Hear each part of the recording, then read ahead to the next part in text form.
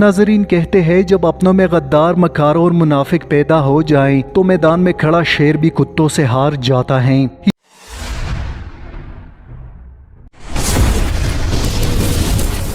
अस्सलाम वालेकुम रहमतुल्लाहि व बरकातुहू। आज जो हमने वीडियो देखनी है वो सदर सद्दाम हुसैन के हवाले से है और इस वीडियो के तमिल पर लिखा हुआ है, फ़लस्तीनी ख़तून की फरियाद सुनकर सदर सद्दाम हुसैन ने इसराइल को मलबे का ढेर बना दिया। सदर सद्दाम हुसैन की ताकत और बहादुरी, काश आज भी शेर बगदाद ज़िंदा होता और मज़लूम औरत का बदला कैसे लिया। तो आइए बगैर टाइम ज़ाया के बगैर इस वीडियो को शुरू करते हैं और इस वीडियो से बेशुमार मालूमात लेते हैं।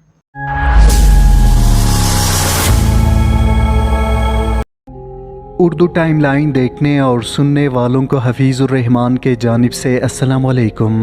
नाज़रीन, सद्दाम हुसैन इस्लामी तारीख़ का एक बहादुर और निडर हुक्मरान था जिससे यहूदी शदीद खौफ खाते थे और ख़ासकर इसराइल सद्दाम हुसैन का वजूद अपने लिए संगीन ख़तरा समझता था। यहूदी सद्दाम हुसैन से इस कदर खौफज़दा थे कि सद्दाम का नाम सुनना भी पसंद नहीं करते थे। सद्दाम हुसैन अक्सर अपने बयानात में बारहा इस बात का इकरार कर चुके थे कि मैं एटम बम ख़ास तौर पर इसराइल के लिए बना रहा हूँ और मैं इस खतरनाक हथियार से इसराइल की नींदें उड़ाने का इरादा रखता हूँ। यही वजह थी कि इसराइली वज़ीर दिफा और दीगर अहम शख्सियात इस बात का इजहार भी कर चुके थे कि सद्दाम हुसैन एक पागल इंसान है जिसको ना तो अपनी फिक्र है और ना ही दूसरे लोगों की। नाज़रीन, इसराइल के लिए हिटलर सानी बनने वाले सद्दाम हुसैन और यहूदियों की क्या दुश्मनी थी। यहूदी इनके नाम से खौफ क्यों खाते थे, जबकि सद्दाम हुसैन ने अचानक इसराइल पर 140 स्कट मिसाइल्स क्यों दागे थे।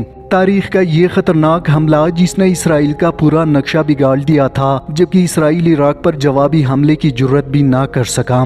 नाज़रीन, आज की इस वीडियो में हम यहूदियों के लिए डरावने ख्वाब की हैसियत रखने वाले सद्दाम हुसैन की ज़िंदगी के एक अहम वाक़े पर बात करेंगे, जिसके बाद आपकी ज़ुबान से सद्दाम हुसैन शहीद के लिए दिल से दुआ निकलेगी। नाज़रीन, ये वाक़या दरअसल कुछ यूँ है कि एक बार Saddam Hussein live press conference में मसरूफ़ थे कि अचानक एक फ़लस्तीनी खातून रोती गिड़गिड़ाती हुई हाल में दाखिल हुई। ये खातून सद्दाम हुसैन से इंतहाई सख्त लहजे में मुखातिब हुई और कहा कि जालिम यहूदियों ने इनके पूरे ख़ानदान को कत्ल किया, हमारा कोई पुरसान हाल नहीं, जबकि यहूदी फ़लस्तीनियों के साथ जो मर्जी कर रहे हैं। है सद्दाम, क्या तुम्हें इन बच्चों, औरतों और बुजुर्गों की चीखो पुकार सुनाई नहीं देती जो फ़लस्तीन की सड़कों पर रोजाना इसराइली फौज की हाथों गोलियों का निशाना बनते हैं? तुम तो यहाँ ऐशो आराम की जिंदगी बसर कर रहे हो, लेकिन क्या तुमसे अल्लाह ताला इन मजलूम बच्चों और औरतों का हिसाब नहीं लेगा?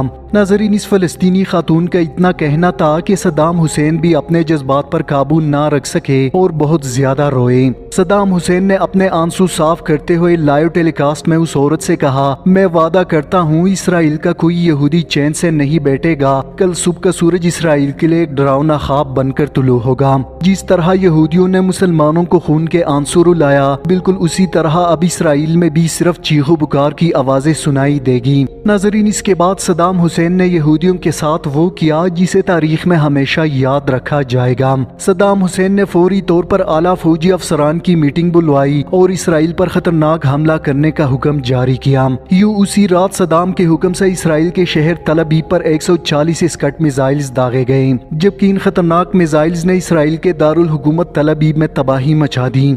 नाज़रीन, इस अचानक हमले ने पूरी दुनिया को हैरान किया कि आखिर सद्दाम हुसैन ने अचानक इसराइल को क्यों निशाना बनाया। एक फ़लस्तीनी मजलूम औरत की फरियाद पर सद्दाम हुसैन इस हद तक भी जा सकता है किसी ने सोचा भी नहीं था। यूं सद्दाम हुसैन ने एक मजलूम औरत का बदला इसराइल से उसी वक्त लिया। इस हमले में हजारों यहूदी हलाक और जख्मी हुए, मगर इसराइली हुकूमत ने तल अबीब के अंदर मीडिया रिपोर्टिंग पर पाबंदी आयद की और बयान जारी किया कि इस हमले के नतीजे में सिर्फ चंद इमारतों को नुकसान पहुँचा, कि सिर्फ 7 अफराद हलाक और कुछ जख्मी हैं, मगर हकीकत इससे बिल्कुल मुख्तलिफ थी और तल अबीब शहर का बेशतर हिस्सा मलबे का ढेर बन चुका था। नाज़रीन, इस हमले के बाद इसराइल समझ चुका था कि अगर सद्दाम हुसैन जिंदा रहा तो इसराइल की मौत यकीनी है।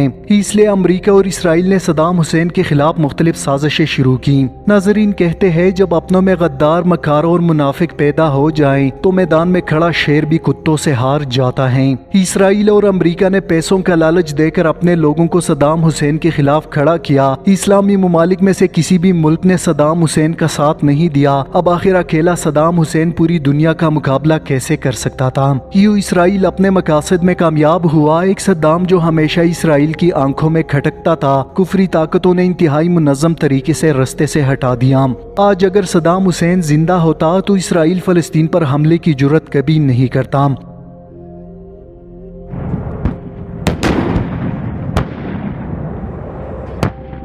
امید کرتا ہوں صدر صدام حسین کے حوالے سے یہ معلوماتی ویڈیو آپ کو بہت زیادہ اچھی لگی ہوگی۔ تو اس طرح کی مزید ویڈیو دیکھنے کے لیے اور بے شمار معلومات لینے کے لیے آپ اس چینل کو ضرور وزٹ کریں۔ تو اگلی ویڈیو میں ملتے ہیں، تب تک کے لیے اللہ حافظ۔